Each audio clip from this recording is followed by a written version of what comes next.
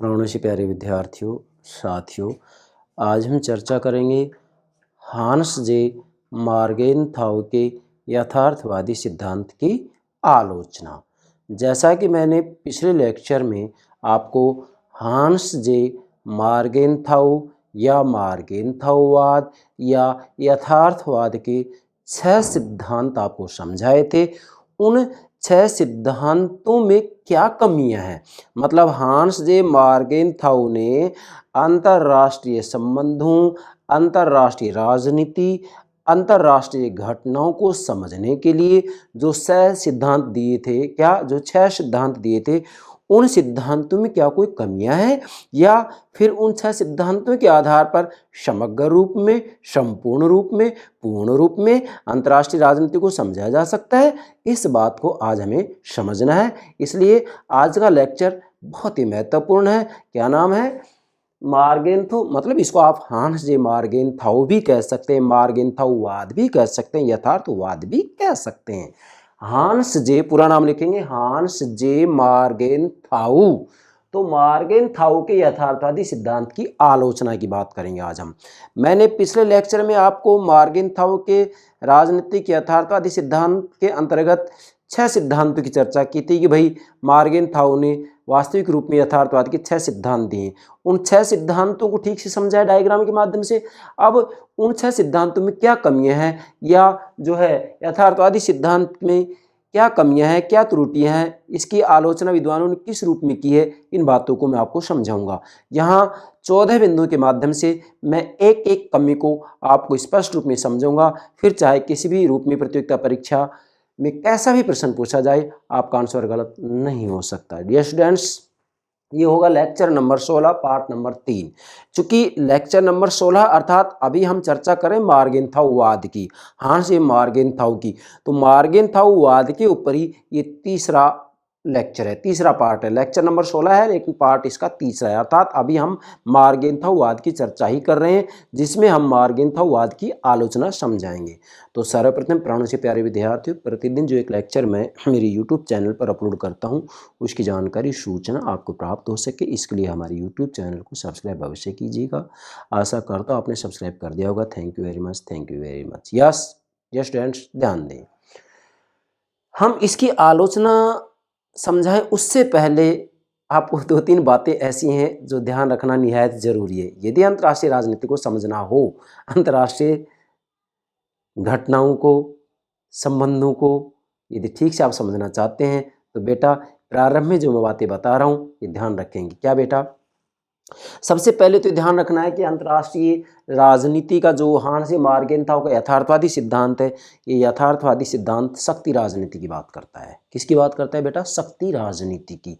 और जैसा कि स्वयं हांस जे मार्गेनथाउ कहते हैं कि सभी प्रकार की राजनीति, चाहे घरेलू राजनीति हो अर्थात राष्ट्रीय राजनीति, चाहे घरेलू राजनीति हो या अंतर्राष्ट्रीय राजनीति हो, शक्ति के लिए संघर्ष है।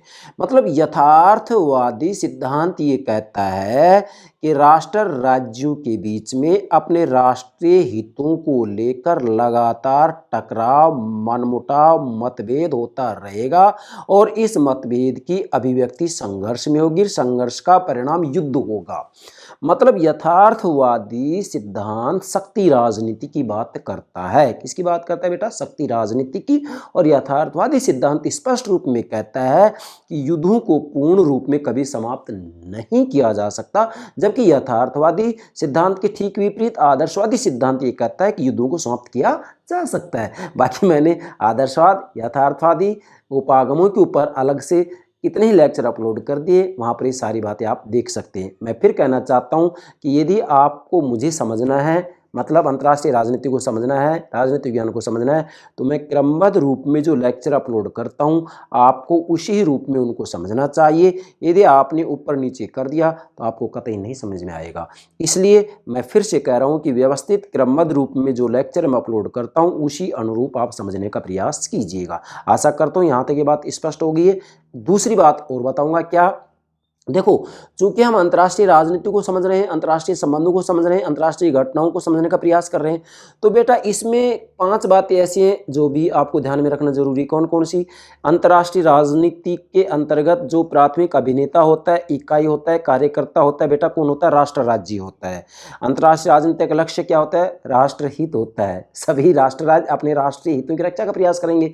अंतर्राष्ट्रीय राजनीति के अंतर्गत जो साध्य और साधन होता है वो क्या होता है बेटा? शक्ति होता है। 3 बातें होगी। अंतर्राष्ट्रीय राजनीति के अंतर्गत वास्तविक रूप में जिसकी परिस्थिति होती है वो परिस्थिति होती है संघर्ष, मतलब शक्ति के लिए संघर्ष। और अंतर्राष्ट्रीय राजनीति की जो प्रक्रिया होती है, प्रक्रिया की अभिव्यक्ति 2 रूपों में होती है। नंबर 1, विरोध का समाधान। ये बात ठीक है, राष्ट्र राज्यों में राष्ट्रीय हितों को लेकर के टकराव होता है, विरोध होता है, मनमुटाव होता है, लेकिन फिर भी किसी न किसी रूप में संधि समझौते के माध्यम से उसका समाधान किया जाता है। और दूसरा होता है शक्ति के लिए संघर्ष, अर्थात सभी राष्ट्र राज्य अपने राष्ट्रीय हितों को लेकर के किसी न किसी रूप में शक्ति के लिए संघर्ष करते रहते हैं। ये 5 बातें ऐसी हैं जो कि आपको ध्यान में रखना है। और ये 5 बातें यदि आपको ठीक से समझना हो तो अंतर्राष्ट्रीय राजनीति की प्रकृति के नाम से मैंने जो लेक्चर अपलोड कर रखा है उस लेक्चर में जो डायग्राम बनाया है उस डायग्राम के माध्यम से 5 बातें आप समझ सकते हैं। आज तो हम केवल आलोचना की बात करेंगे। तो ध्यान दें बेटा, मार्गेनथाउ के यथार्थवादी सिद्धांत में क्या कमियां हैं, क्या त्रुटियां हैं, क्या असंगतियां हैं, इसकी क्या आलोचना है, विद्वानों ने क्या आलोचनाएं की हैं। तो सबसे पहले तो देखना है कि कौन कौन से ऐसे विद्वान हैं जिन्होंने हांस मार्गेनथाउ के यथार्थवादी सिद्धांत में कमियां निकाली है। सबसे पहले तो नोट करेंगे, ध्यान दे इधर। पहला विद्वान है बेनो वासरमैन। मैंने नोट भी किया है 1 2 3 4। ये 4 आलोचक ऐसे हैं जिन्होंने कि यथार्थवादी सिद्धांत की गंभीर रूप में, कड़ी रूप में आलोचना की है। नंबर 1 है बेनो वासरमैन जो कि यथार्थवादी सिद्धांत की आलोचना करते हैं। 2 पर है रॉबर्ट टक्कर। रॉबर्ट टक्कर ने भी गंभीर रूप में इसमें कमियां बताई हैं। तीसरा है स्टैनले हाफमैन। स्टैनले हाफमैन ने भी हांस मार्गेनथाउ के यथार्थवादी सिद्धांत में कमियां निकाली हैं। और इसके बाद में चौथा है कैनिथ मतलब आधा नहीं हो रही है, कैनिथ वाल्टज ने भी हांस मार्गेनथाउ के यथार्थवादी सिद्धांत में कमियां निकाली हैं। तो इन चारों विद्वानों ने वास्तविक रूप में हांस मार्गेनथाउ के यथार्थवादी सिद्धांत में क्या कमियां निकाली हैं, अर्थात इन चारों आलोचकों ने हांस मार्गेनथाउ के यथार्थवादी सिद्धांत में क्या कमियां बताई है, इन कमियों की चर्चा करेंगे, जिसे कि मैं 14 बिंदुओं के माध्यम से आपको समझाऊंगा। ये समझने के बाद में एक ही बात शेष नहीं रहेगी। नेक्स्ट आगे बढ़ते हैं। यहाँ पर मैंने 2 व्याख्यान से लिखा है, एक तो रॉबर्ट टक्कर का, रॉबर्ट टक्कर क्या कह रहे हैं और हॉफमैन क्या कह रहे हैं। बाकी सभी अपने अपने व्याख्यान दे रहे हैं, लेकिन एग्जाम की दृष्टि से दोनों महत्वपूर्ण है। रॉबर्ट टक्कर कह रहे हैं कि यह न तो यह कौन सा यथार्थवादी सिद्धांत, यह न तो पूरी तरह यथार्थवादी है तथा न ही इसके नियमों का आपस में समन्वय है। मतलब रॉबर्ट टक्कर कह रहे हैं कि जो ये यथार्थवादी सिद्धांत है न तो पूरी तरह यथार्थवादी है और न ही इसके नियमों का आपस में समन्वय है। मतलब जो हांस मार्गेनथाउ का यथार्थवादी सिद्धांत ये पूरी तरह यथार्थवादी भी नहीं है। क्यों नहीं है? क्योंकि जब ये बात बोलता है कि सभी राष्ट्र राज्य शक्ति के लिए संघर्ष करते हैं, तो शक्ति के लिए संघर्ष करते हैं, अपने राष्ट्रीय हितों की रक्षा के लिए लगातार संघर्ष करते हैं, तो इसका मतलब ये है कि उनको लगातार ये करते रहना चाहिए। तो करते रहना चाहिए इसका मतलब ये है कि यथार्थवाद में ही आदर्शवाद निहित है, यथार्थवाद में आदर्शवाद निहित है। जब यहां ये बात आएगी कि उनको शक्ति के लिए संघर्ष करते रहना चाहिए, वो करेंगे ऐसा, तो इसका मतलब यहां यथार्थवाद में आदर्शवाद निहित है। और वैसे भी देखा जाए तो बेटा आदर्शवाद में यथार्थवाद निहित होता है और यथार्थवाद में आदर्शवाद निहित होता है। तथ्यों में मूल्य होता है और मूल्यों में तथ्य होता है। जैसा कि आगे चलकर के उत्तरी व्यवहारवादी तथ्य और मूल्य दोनों में समन्वय की बात करेंगे। आदर्शवादी केवल मूल्यों की बात करते हैं, यथार्थवादी केवल तथ्यों की बात करते हैं, जबकि वास्तविक रूप में उत्तर व्यवहारवादियों की बात आती है तो तथ्य मूल्य दोनों के समन्वय की बात करते हैं। और अंतर्राष्ट्रीय राजनीति को यदि आपको बेहतर तरीके से समझना है तो तथ्य और मूल्य दोनों को साथ लेकर चलना ही पड़ेगा। जैसे राजनीति विज्ञान को अच्छे से समझना है तो तथ्य और मूल्यों को साथ लेकर चलना पड़ेगा, जो कि उत्तर व्यवहारवादियों ने स्पष्ट रूप में कह दिया था। ध्यान दे बेटा इधर। दूसरा है हॉफमैन। हॉफमैन कह रहे हैं इसे एक ऐसा सिद्धांत मानता है जो अस्पष्टताओं तथा विसंगतियों से भरा पड़ा है। मतलब यथार्थवादी सिद्धांत को हॉफमैन एक ऐसा सिद्धांत मानता है जो अस्पष्टताओं तथा विसंगतियों से भरा पड़ा है। मतलब इस सिद्धांत में इतनी अस्पष्टताएं हैं, इतनी विसंगतियां हैं जिनके बारे में स्पष्ट रूप में कुछ नहीं कहा जा सकता। और ये बात सत्य भी है। कैसे? बिंदु के माध्यम से स्पष्ट करेंगे। मैंने यहाँ लिखा है हांस मार्गेनथाउ के सिद्धांत की मुख्य त्रुटियां इस प्रकार है। मतलब जो आलोचना है, जो कमियां हैं, इसको हम 14 बिंदुओं के माध्यम से स्पष्ट करेंगे। नंबर 1, पहली आलोचना, न तो पूरी तरह आनुभविक तथा नहीं तर्क संगत। मतलब जो यथार्थवादी सिद्धांत है वह यथार्थवादी सिद्धांत न तो पूरी तरह आनुभविक है तथा न ही पूरी तरह तर्क संगत है। मतलब यथार्थवादी सिद्धांत ना तो पूर्ण रूप में आनुभविक है और ना ही ये तर्क संगत है। क्यों नहीं है ये तर्क संगत आनुभविक? क्योंकि वास्तविक रूप में ये जो यथार्थवादी सिद्धांत है वो ये कहता है, क्या कहता है कि यहाँ पर जो राष्ट्र राज्य हैं वो राष्ट्र राज्य मनुष्यों की तरह ही दूसरे राष्ट्र राज्यों के ऊपर शक्ति और प्रभुत्व जमाने का प्रयास करते हैं। मतलब यहाँ यथार्थवादी सिद्धांत मनुष्य को स्वभाव से स्वार्थी और जंगली मानता है और यहाँ ये सिद्धांत ये मानकर चल रहा है कि मनुष्य स्वभाव से स्वार्थी और स्वार्थी होने के कारण मनुष्य अपनी शक्ति और प्रभुत्व का प्रयोग दूसरे लोगों पर करता है। तो यथार्थवादी सिद्धांत इसी बात को राष्ट्र राज्यों पर लागू करता है और इसका कहना है कि सभी राष्ट्र राज्य अन्य राष्ट्र राज्यों के ऊपर शक्ति और प्रभुत्व का इस्तेमाल करने का प्रयास करते हैं। जबकि वास्तव में देखा जाए तो यहाँ पर केवल राष्ट्र राज्य शक्ति और प्रभुत्व का ही प्रयोग नहीं करते हैं, बल्कि यहाँ हम ये कहेंगे किसी न किसी रूप में सहयोग का भी प्रयास किया जाता है। कैसे? जैसे व्यक्ति स्वभाव से स्वार्थी होता है तो मुझे बताइए क्या व्यक्ति स्वभाव से परोपकारी नहीं हो सकता? होता है। इसी प्रकार से राष्ट्र यदि वास्तविक रूप में अपने दूसरे राष्ट्र राज्य के ऊपर शक्ति और प्रभुत्व का प्रयोग करना चाहते हैं या करते हैं तो डेफिनेटली किसी न किसी रूप में राष्ट्र राज्य सहयोग भी तो करते हैं। इसलिए ये सिद्धांत वास्तविक रूप में आनुभविक तथा तर्क संगत नहीं है। पहली आलोचना। ठीक है बेटा, मैंने यहाँ संक्षेप में बात नोट भी कर दी। मनुष्यों की तरह राष्ट्र शक्ति और प्रभुत्व जमाने की बात करते हैं। बस इसी संकेत से आप ये बिंदु समझ सकते हैं। नंबर 2, पक्षपाती दृष्टिकोण। मतलब जो यथार्थवादी सिद्धांत या दृष्टिकोण वो पक्षपाती है। पक्षपाती क्यों है? क्योंकि हानजे मार्गेनथाउ का यथार्थवादी सिद्धांत स्पष्ट रूप में कहता है, क्या कहता है कि सभी राष्ट्र राज्य अपने राष्ट्रीय हितों को लेकर के शक्ति संघर्ष करते रहते हैं। अर्थात सभी राष्ट्र राज्य अपने राष्ट्रीय हितों की रक्षा का प्रयास करते हैं और राष्ट्रीय हितों की रक्षा का प्रयास करते हैं तो ऐसी स्थिति में राष्ट्र राज्यों में मनमुटाव होता है, विरोध होता है, संघर्ष होता है। मतलब यहाँ केवल हानजे मार्गेनथाउ शक्ति संघर्ष की बात करते हैं बस। जैसा हानजे मार्गेनथाउ कहते हैं कि सभी प्रकार की राजनीति, चाहे घरेलू राजनीति हो या अंतर्राष्ट्रीय राजनीति हो, शक्ति के लिए संघर्ष है। तो यहाँ केवल विरोध की बात की जा रही है। जबकि आलोचक कह रहे हैं कि जो यथार्थवादी सिद्धांत है वो पक्षपाती सिद्धांत है। क्यों है? क्योंकि केवल विरोध की बात करता है, जबकि अंतर्राष्ट्रीय संबंधों में वास्तविक रूप में राष्ट्र राज्यों के बीच में सहयोग भी होता है। जैसे मनुष्य स्वभाव से स्वार्थी होता है तो इसी के साथ में परोपकारी भी होता है। मनुष्य स्वभाव से बुरा होता है तो अच्छा भी होता है। तो इसी प्रकार से अंतर्राष्ट्रीय संबंधों में विरोध होता है तो सहयोग भी होता है। इसलिए हम इसको पक्षपाती दृष्टिकोण कह सकते हैं या इसको एक पक्षी दृष्टिकोण भी कहा जा सकता है, क्योंकि एक पक्ष पर बल देता है विरोध के ऊपर, इसके ऊपर विरोध पर, संघर्ष पर बल देता है। ठीक है बेटा। नेक्स्ट, तीसरा है अवैज्ञानिक। मतलब यहाँ पर आलोचक कह रहे हैं कि जो ये हानजे मार्गेनथाउ का यथार्थवादी सिद्धांत है वह अवैज्ञानिक है। अवैज्ञानिक क्यों है? क्योंकि जो ये यथार्थवादी सिद्धांत है वह मानव स्वभाव की व्याख्या करता है, वो मानव स्वभाव की व्याख्या वैज्ञानिक नहीं है। क्यों?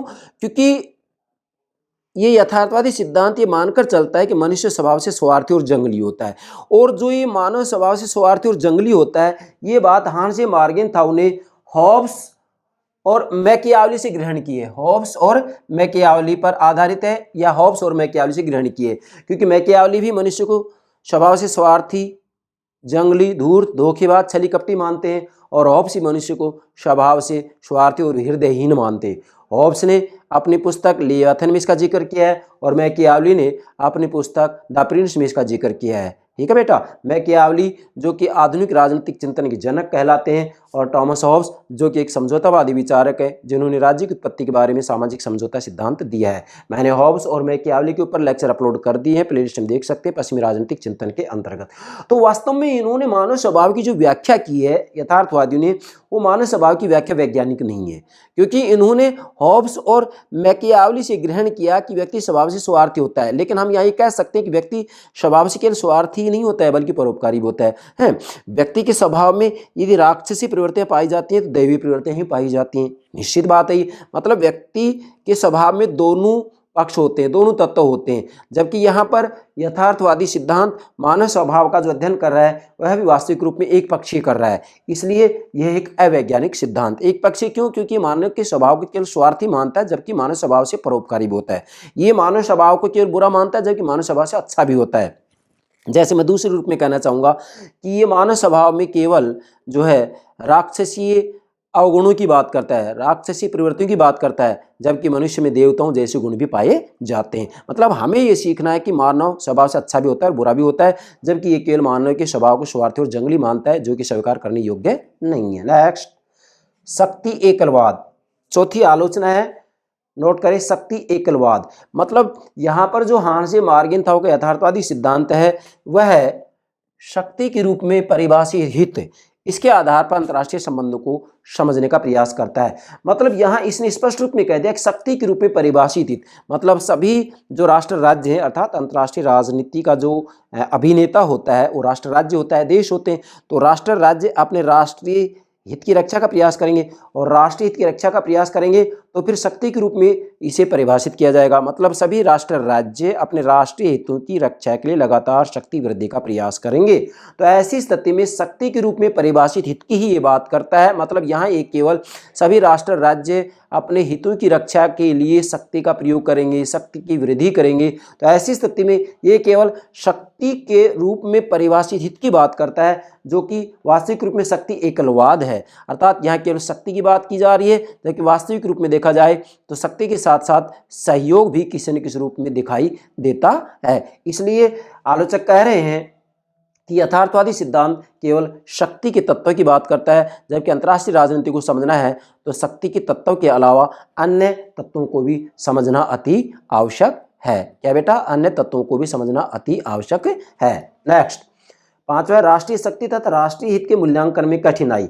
मतलब वास्तविक रूप में देखा जाए तो हांस मार्गेनथाउ राष्ट्रीय हितों की रक्षा के लिए शक्ति वृद्धि का प्रयास करते हैं लगातार, इसी के साथ में शक्ति का प्रयोग भी करते हैं, लेकिन राष्ट्रीय शक्ति तथा राष्ट्रीय हित के मूल्यांकन में यहाँ कठिनाई आती है। क्या कठिनाई आती है कि यहाँ वास्तविक रूप में सापेक्ष शक्ति की बात की जाती है। सापेक्ष शक्ति का मतलब ये होता है कि वास्तविक रूप में कभी कोई राष्ट्र राज्य शक्तिशाली हो जाता है, कभी कोई राष्ट्र राज्य शक्तिशाली हो जाता है। शक्ति कभी भी जो है निरपेक्ष नहीं होती है, सापेक्ष होती है। इसी के साथ में सुरक्षा, राष्ट्रीय हित पर कितनी सुरक्षा को आवश्यक माने। मतलब यहाँ वास्तविक रूप में अगर राष्ट्रीय हित की बात आती है, ये राष्ट्रीय हित की बात आती है तो राष्ट्रीय हित मान लीजिएगा सुरक्षा की बात आती है कि भाई राष्ट्र राज्य अपने राष्ट्रीय सीमाओं की सुरक्षा की बात कर रहा है, तो राष्ट्रीय हित में जो सुरक्षा है तो सुरक्षा राष्ट्रीय हित पर कितनी सुरक्षा का आवश्यक मानेगा। मतलब यहाँ राष्ट्रीय हित में मान लीजिएगा एक राष्ट्र राज्य सुरक्षा की बात करता है कि भाई हमारे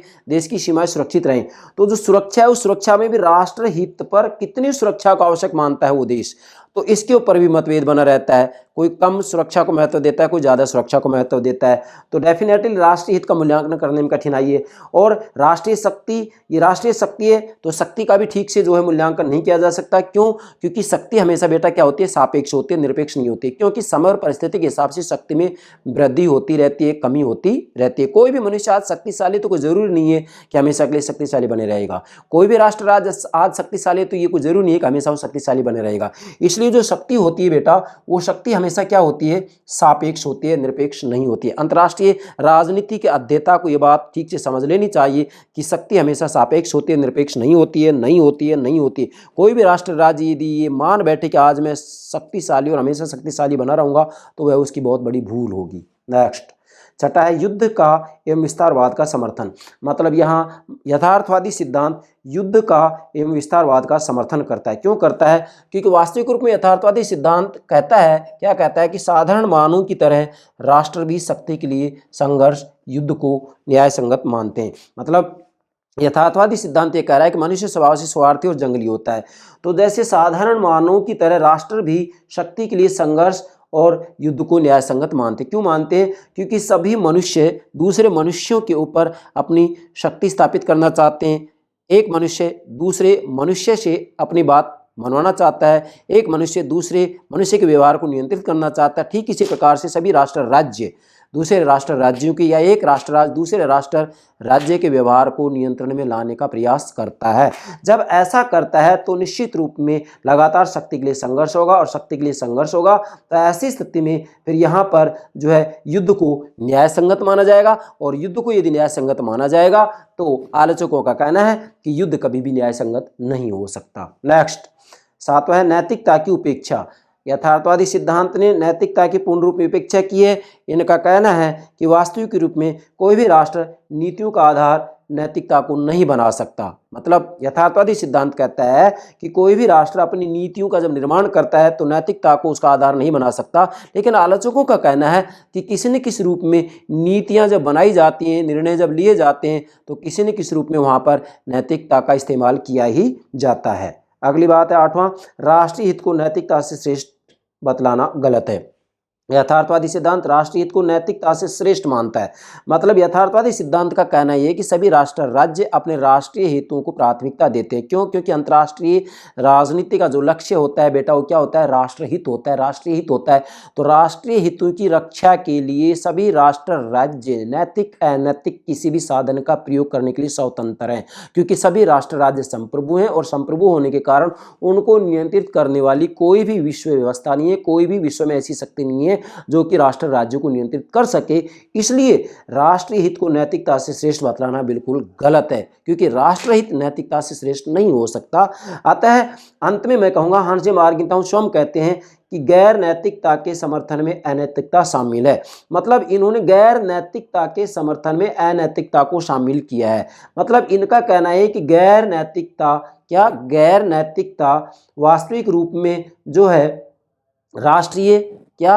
राष्ट्रीय हितों का आधार बनाई जा सकती है गैर नैतिकता, लेकिन वास्तविक रूप में देखा जाए तो किसी न किसी रूप में सभी राष्ट्र राज्य नैतिकता का आचरण भी करते हुए पाए जाते हैं। इसलिए गैर नैतिकता के समर्थन में अनैतिकता शामिल है। कौन कहते हैं ये बात? हांस जे मार्गेंथाउ। लेकिन इन्होंने यथार्थवादियों ने राष्ट्रीय हित को नैतिकता श्रेष्ठ जो बतलाया बिल्कुल गलत है। कौन कहते हैं? ये आलोचक ये बात कहते हैं कि राष्ट्रीय हित को नैतिकता श्रेष्ठ बतलाना गलत है। वास्तविक रूप में नैतिकता को श्रेष्ठ होना चाहिए। जब तक नैतिकता श्रेष्ठ नहीं होगी तब तक दुनिया में शांति स्थापित नहीं हो सकती। नेक्स्ट 9, केवल बुद्धिमत्ता मार्गदर्शक नहीं हो सकती।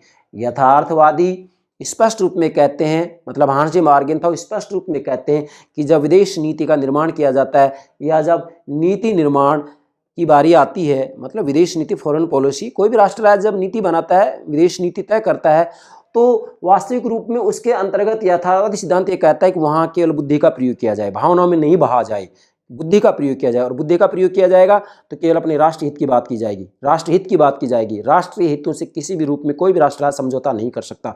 मतलब राष्ट्र हित की रक्षा करना करना करना यही एक राष्ट्र राज्य का लक्ष्य होता है। लेकिन आलोचक कह रहे हैं कि नीति निर्माण में केवल विवेक या बुद्धिमत्ता ही मार्गदर्शक नहीं है, बल्कि समय भी इसका मार्गदर्शक होता है, क्योंकि समय और परिस्थितियां भी नीति निर्माण को प्रभावित करती हैं। केवल बुद्धि ही प्रभावित नहीं करता है, विवेक ही प्रभावित नहीं करता है, बल्कि समय का रोल भी इसमें सबसे महत्वपूर्ण होता है। समय की भूमिका, समय का तत्व भी किसी न किसी रूप में नीति निर्माण को प्रभावित करता है, ये आलोचकों का कहना है। नेक्स्ट 10, यह सिद्धांत यथार्थवादी नहीं है। मतलब आलोचकों का कहना है कि यथार्थवादी सिद्धांत वास्तव में यथार्थवादी नहीं है। क्यों नहीं है? क्योंकि हांस जे मार्गेंथाउ का यथार्थवादी सिद्धांत ये कहता है कि सभी राष्ट्र राज्य अपने राष्ट्रीय हितों की रक्षा के लिए लगातार शक्ति संघर्ष करते रहते हैं, और जब लगातार शक्ति संघर्ष करते हैं तो ऐसी स्थिति में सभी राष्ट्र राज्यों का यह आदर्श बन जाता है। क्या आदर्श बन जाता है? कि उन्हें शक्ति के लिए संघर्ष करते रहना चाहिए, करते रहना चाहिए। अब करते रहना चाहिए तो ये बात करते रहना चाहिए आदर्शवाद में आ जाता है। ऐसी स्थिति में आलोचकों का कहना है कि आदर्शवाद में यथार्थवाद के बीज हैं। मतलब आदर्शवाद में यथार्थवाद के बीज हैं, क्योंकि आदर्शवाद ये बात कहता है, क्या बात कहता है? कि दुनिया में शांति स्थापित की जानी चाहिए, युद्धों को रोका जाना चाहिए की बात करते हैं। यथार्थवाद है की बात करता है। लेकिन यहाँ पर जब हम देखते हैं कि सभी राष्ट्र राज्य शक्ति के लिए संघर्ष करते हैं, जब शक्ति के लिए लगातार संघर्ष करते हैं, यथार्थवादी सिद्धांत कह रहा है, तो ऐसी स्थिति में सभी राष्ट्र राज्यों का ये आदर्श बन जाएगा। क्या आदर्श बन जाएगा? कि हमें लगातार शक्ति के लिए संघर्ष करते रहना चाहिए, करते रहना चाहिए।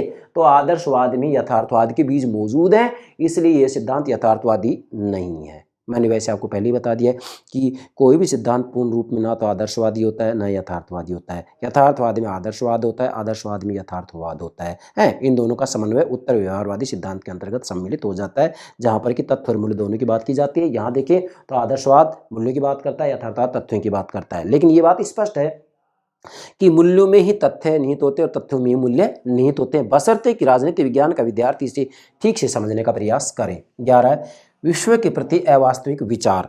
मतलब यहाँ पर जो हार्जी मार्गेनथाउ का यथार्थवादी सिद्धांत है, उसका विश्व के प्रति जो विचार है वह अवास्तविक है। क्यों अवास्तविक है? क्योंकि ये वास्तविक रूप में जो अंतर्राष्ट्रीय संबंधों का अध्ययन करते हैं, अंतर्राष्ट्रीय संबंधों का अध्ययन स्थिर रूप में करते हैं। ये स्थिर मानते हैं अंतर्राष्ट्रीय संबंध। क्यों मानते हैं?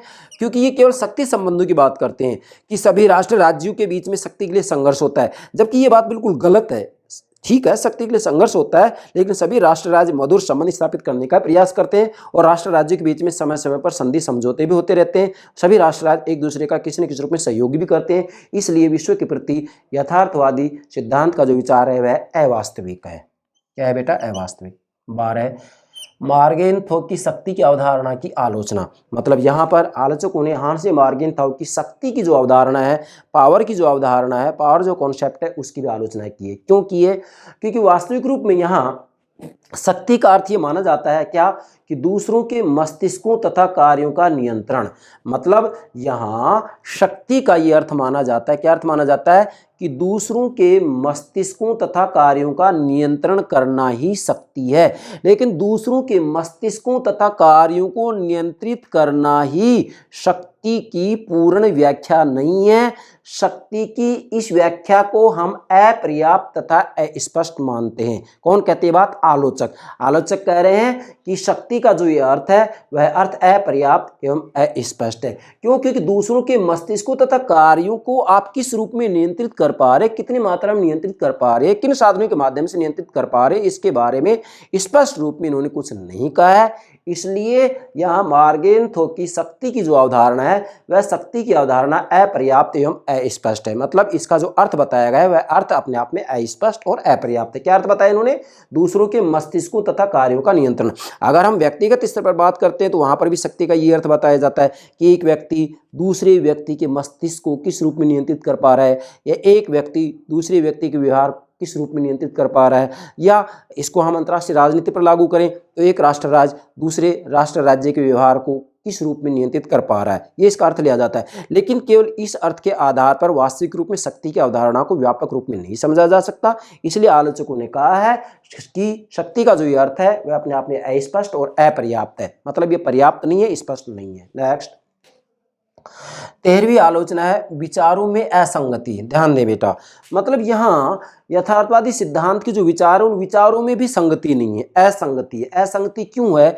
क्योंकि एक तरफ तो यथार्थवादी सिद्धांत शक्ति, संघर्ष, विरोध और झगड़ों की बात करता है। यथार्थवादी सिद्धांत ये कहता है कि भाई जैसे मार्गेनथाउ कह रहे हैं कि प्रत्येक प्रकार की राजनीति, चाहे घरेलू राजनीति हो, घरेलू राजनीति का मतलब राष्ट्रीय राजनीति है ना, जैसे भारत की राजनीति है, अमेरिका की राजनीति, तो मार्गेनथाउ कह रहे हैं कि प्रत्येक प्रकार की राजनीति, चाहे घरेलू राजनीति हो या अंतर्राष्ट्रीय राजनीति हो, शक्ति के लिए संघर्ष है। तो ये शक्ति संघर्ष की बात करता है, विरोध की बात करता है, क्योंकि राष्ट्र राज्यों में राष्ट्रीय हित को लेकर के लगातार मनमुटाव विरोध होता रहता है। निश्चित है ये बात, क्योंकि सभी राष्ट्र राज्य को अपने अपने राष्ट्रीय हित होते हैं, ठीक है, और झगड़े भी होते रहते हैं। मतलब राष्ट्रीय हितों को लेकर के किसी न किसी रूप में राष्ट्र राज्य के बीच में झगड़े भी होते रहते हैं। तो एक तरफ तो जो यथार्थवादी सिद्धांत है वो शक्ति, संघर्ष, विरोध और झगड़ों की बात कर रहा है, लेकिन साथ ही साथ यथार्थवादी सिद्धांत शांति, समन्वय को बनाए रखने की बात भी करता है। जैसे यहाँ वास्तविक रूप में जो नव यथार्थवादी है, नव यथार्थवादी स्पष्ट रूप में कह रहे हैं, क्या कह रहे हैं कि माना युद्धों को समाप्त तो नहीं किया जा सकता, लेकिन शक्ति प्रबंध के माध्यम से युद्धों को रोका जा सकता है। पूर्ण रूप में समाप्त नहीं किया जा सकता, लेकिन युद्धों को रोका जा सकता है। शक्ति प्रबंध के साधन क्या है? जैसे कूटनीति, राजनीति, कूटनीति, निशस्त्रीकरण और शस्त्रीकरण। क्या मतलब यहां पर हम कहेंगे शस्त्रीकरण की स्थापना, शस्त्र नियंत्रण। क्या मतलब शक्ति प्रबंध के 3 साधन बतलाए इन्होंने, कूटनीति, राजनीति, डिप्लोमेसी। एक ही बात होगी, मतलब कूटनीति, राजनीति या डिप्लोमेसी। एक दूसरा क्या है? निशस्त्रीकरण, और तीसरा क्या है?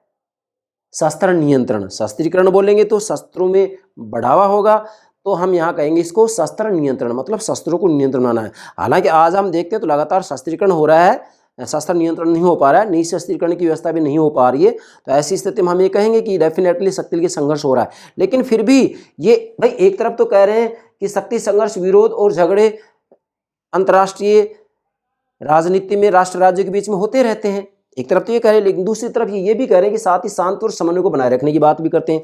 और शांति और समन्वय को बनाए रखने की बात करते हैं तो इसका मतलब ये कहेंगे कि शक्ति का प्रबंध किया जाए। और शक्ति प्रबंध के 3 साधन है, फिर से बोल रहा हूँ, शक्ति प्रबंध के 3 साधन है जो कि युद्धों को पूर्ण रूप में तो समाप्त नहीं कर सकते, लेकिन युद्धों को रोक जरूर सकते हैं कुछ समय के लिए, या युद्धों को कम किया जा सकता है। और वो शक्ति प्रबंध के 3 साधन कौन से हैं? फिर से बोल रहा हूँ, शक्ति प्रबंध के 3 साधन, नंबर 1 कूटनीति या राजनय, नंबर 2 निःशस्त्रीकरण, नंबर 3 शस्त्र नियंत्रण। अंतर्राष्ट्रीय राजनीति के विद्यार्थी को ये तीनों साधनों की जानकारी होना बेहद जरूरी है। इन तीनों के ऊपर मैं अलग से लेक्चर अपलोड करूंगा। अंत में 14वीं आलोचना है स्वायत्तता की परिभाषा में अस्पष्टता।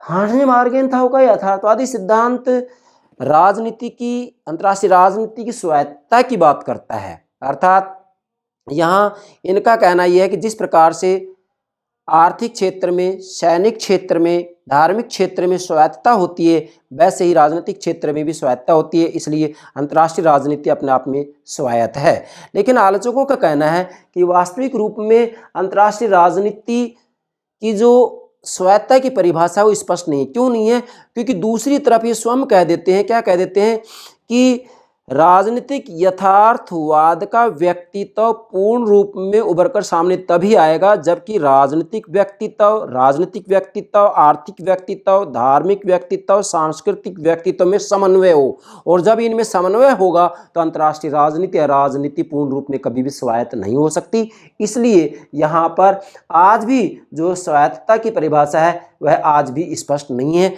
आज भी इसका निश्चित अर्थ हमारे सामने नहीं आया है। अतः आप कह सकते हैं कि स्वायत्तता की परिभाषा में अस्पष्टता है। कौन कह रहे हैं? आलोचक कह रहे हैं कि अंतर्राष्ट्रीय राजनीति की स्वायत्तता की जो परिभाषा है वह स्वायत्तता की परिभाषा अस्पष्ट है। आज भी स्वायत्तता का स्पष्ट अर्थ नहीं है। ये 14 बिंदुओं के माध्यम से मार्गेनथाउ के यथार्थवादी सिद्धांत की आलोचना मैंने आपको समझाई है। मुझे पूरा विश्वास है आप 14 के 14 बिंदुओं को ठीक से समझ गए हैं। इसके बाद में निष्कर्ष निकालते हैं हम। निष्कर्ष में क्या निकालेंगे? नंबर 1, राष्ट्रों के व्यवहार का पूर्ण वर्णन नहीं कर सकता।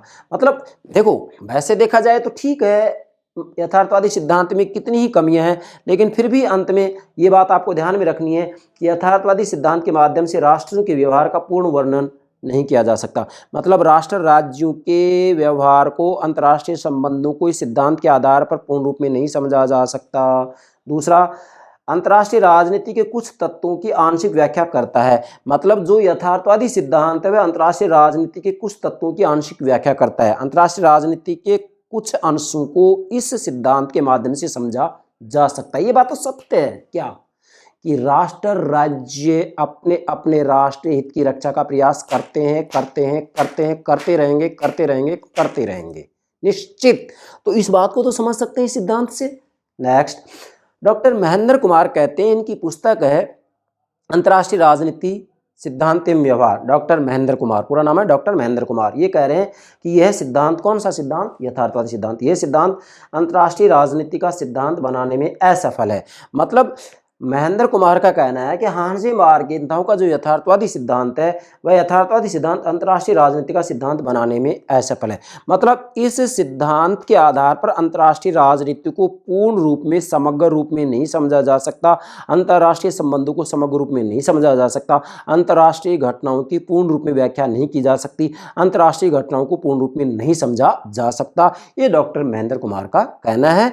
तो मुझे पूरा विश्वास है आप यहाँ तक ये सारी बातें समझ गए होंगे। इसके बाद में हार्ने मार्गेनथाउ के यथार्थवादी सिद्धांत में कमियां हैं, इसमें कोई संदेह नहीं है, लेकिन यह भी तो सत्य है कि हार्ने मार्गेनथाउ के यथार्थवादी सिद्धांत ने अंतर्राष्ट्रीय राजनीति में कुछ योगदान भी दिया है। तो अगला जो लेक्चर होगा वो यथार्थवादी सिद्धांत के महत्व या योगदान पर ही आधारित होगा। मतलब यथार्थवादी सिद्धांत का क्या महत्व, इसकी चर्चा हम अगले लेक्चर में करेंगे। ये समझने के बाद में आप हार्ने मार्गेनथाउ के यथार्थवादी सिद्धांत को पूर्ण रूप में समझ जाएंगे।